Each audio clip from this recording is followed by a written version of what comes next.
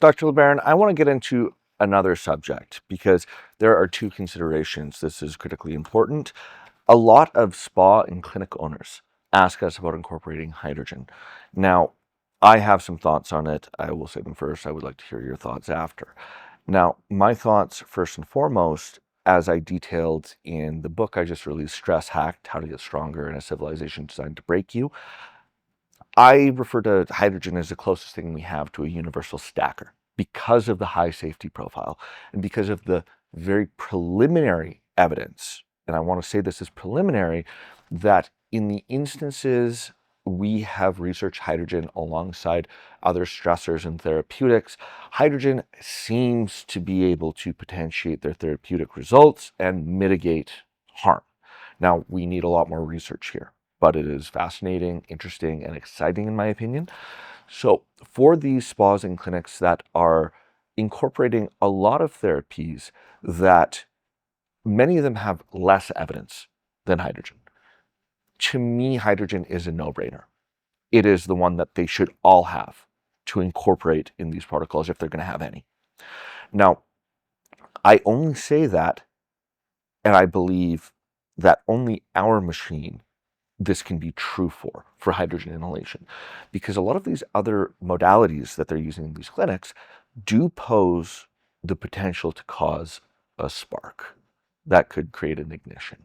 And now the one case report that I recall reading of an elderly woman in Japan, she was using another modality alongside the hydrogen inhalation, which is what generated the spark to cause the detonation. It's a very good point, and again, we need more research to really recommend these complementary therapies. I do think that many of them can be complementary. There's no contraindications when it comes to things like people want to try ozone, hyperbaric oxygen therapy, even red light therapy, other heat type therapies. All of these things, a lot of them are kind of oxidative therapies, so it really makes a lot of sense to use molecular hydrogen alongside them to help mitigate some of the harms of those therapies while potentiating the potential benefits. And with hydrogen's effects in the mitochondria, its ability to regulate redox homeostasis, the inflammatory response, it really paints a beautiful picture. Great synergy. So the clinicians who are already doing that and thinking about that, wonderful. I agree with you. I think it's a great area.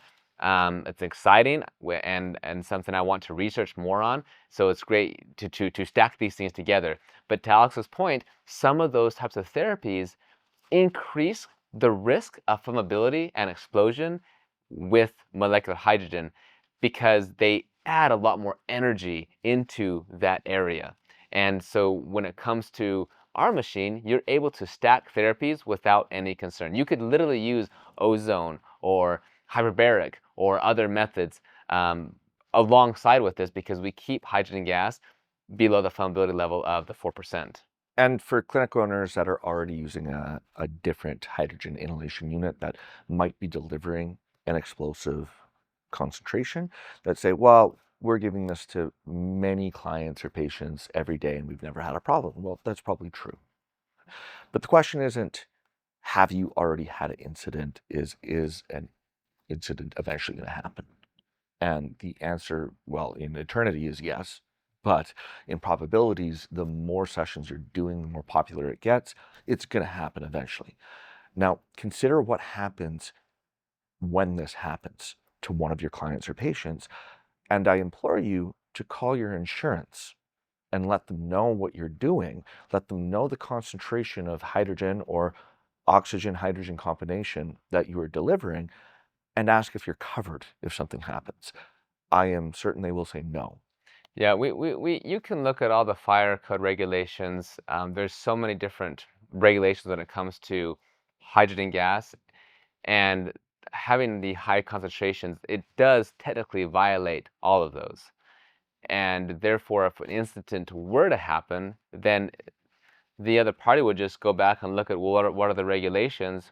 Were you following those protocols? You were not, therefore we're not going to cover this. It's just something you want to consider. As If the ethics doesn't compel you and the safety doesn't compel you, maybe your bank account does. that's unfortunately, if that is what is the compelling driving force, then yeah, you should consider that. And think about also hyperbaric oxygen. There's a lot of craze about those benefits. A lot of people are using that. That's wonderful. But those who use hyperbaric oxygen therapy, they know there is a risk. You as clinicians, and as customers, individuals, you know that hyperbaric oxygen, there's a risk that something could go awry. And there are the sad accounts where there have been explosions with these machines, right? Maybe static electricity from the blankets, and it just ignites everything. Even though oxygen is not technically a flammable gas, oxygen is just an oxidizer.